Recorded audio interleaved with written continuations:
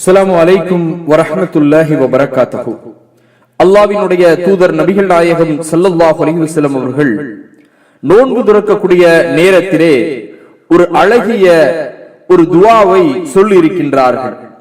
அந்த துஆவை அபூதாவூத் என்கின்ற நபிமொழி தொகுப்பிலே 2010வது ஹதீஸாக தமிழாக்கத்திலும் ஆங்கிலத்தில் 2357வது ஹதீஸாகவும் இடம்பெறுகின்றது. அந்த துஆ ذهب الظمأ وابتلت العروق وثبت الأجر إن شاء الله. எவ்வளவு ஒரு அற்புதமான துஆ! அந்த துஆவினுடைய பொருளை பாருங்கள்.